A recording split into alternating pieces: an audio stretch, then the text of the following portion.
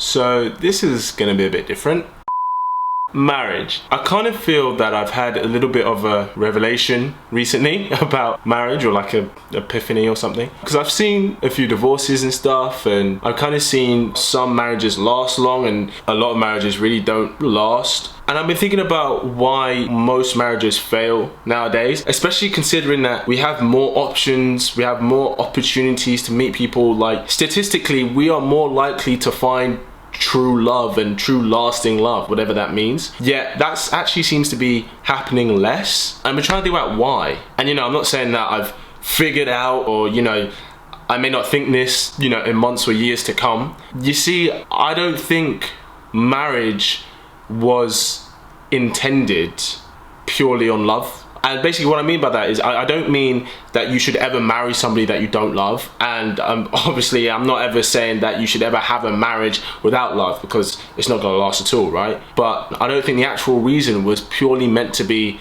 love. Sometimes not even primarily because that's the person you love the most. I think the reason people got married back in the day, it wasn't just because of love. There were so many other things that came into why they chose that person to spend the rest of their lives with. Like, is this person going to be a good husband to me for the rest of my life? Is this person going to be a good wife for me the rest of my life? Is this person going to be a great father? Does this person have good morals? Do they fit into society well? Do they contribute to society well? All these things used to and did play a factor as to why you would choose to marry someone. Like, I think that's why there used to be your father would have a big influence in the man that you chose to marry. Now, why was that? Was that because he wanted to choose someone who she didn't love? No. Was that because he didn't trust who you were going to choose? Not that you didn't trust who you were going to choose, but obviously he's got more life experience to be able to know what kind of man is going to be a good husband for you. And look, I just want to make it very clear that I'm not saying that we should be having arranged marriages and that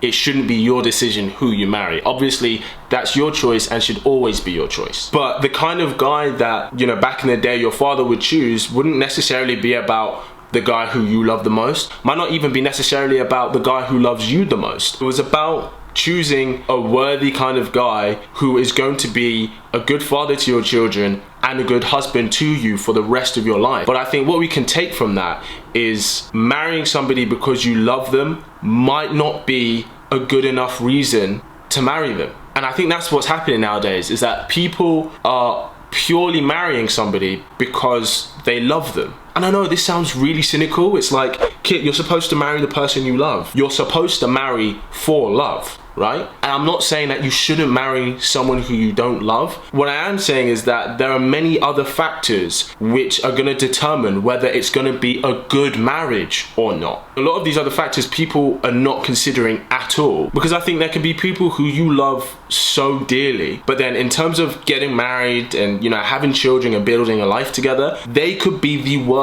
match for you. People are just marrying purely for love, and they're not considering whether this person has the right qualities to build a life with. Like, let me give you an example, right? This happens a lot. Let's say you get this girl and she is infatuated with this guy, and let's say this guy is like an artist. Like, let's say he's like a musician or something. Let's say he's really heavily into drugs, he's really heavily into drinking, into a lot of alcohol, doesn't pay his rent on time.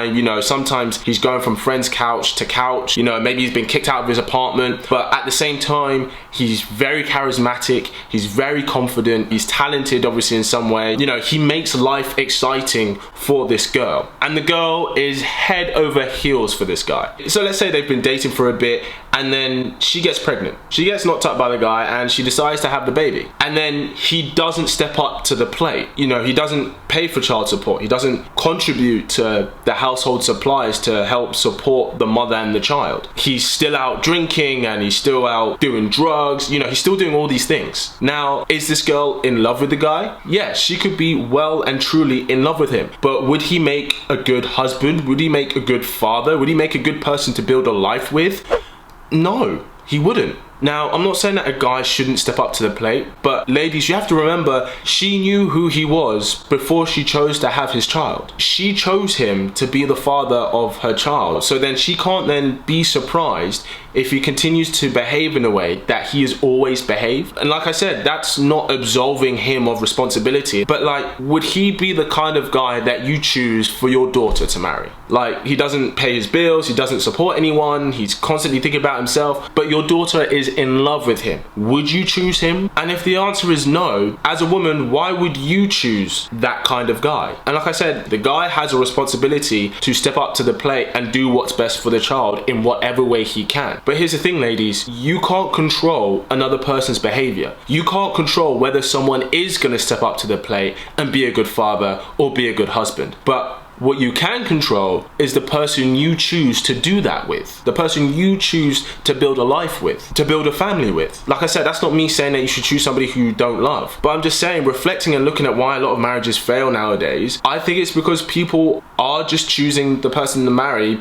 purely because they love them, when there could be equally or even maybe even more important reasons as to why you should choose someone to build a life with. I know marriage is different to different people, but marriage isn't the fairy tale that we've been sold by Hollywood. Marriage is a commitment to building a life with someone, and you have to be the kind of person, you both have to be willing and ready to go through thick and thin together, to be choosing each other day in and day out. And you know, they might not be the first person who you ever fell in love with. You know, they might be if you're lucky, but they may not be. And they may not be the person who you've had the most sexual chemistry with either. But if you're gonna choose to build a life with someone, you have to make sure you choose them for the right reasons. I guess the point of this video is saying that you're gonna marry someone purely because you love them maybe isn't enough of a reason, as cynical as that sounds. And I think we make the assumption that because we're in love with someone, that they are automatically suitable for us to build a life with them. And maybe that's not always the case. I'm just asking that question. So please, this isn't a cynical video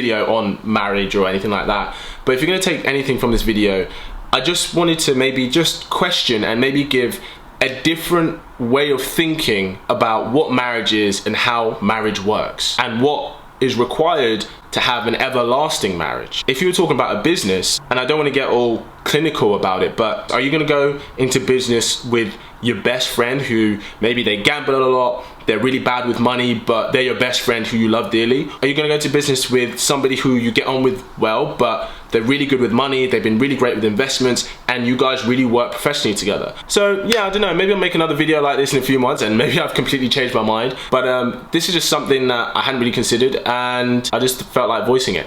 Anyway, let me know what you guys think about what I've just said. You might completely disagree with me. If you do, let me know. You know, has this maybe shone a light on things that you never thought about before to do with marriage? Anyway, let me know what you guys think in the comments below. I'll make sure to respond to it if you do. And as always, keep it slick. Pow.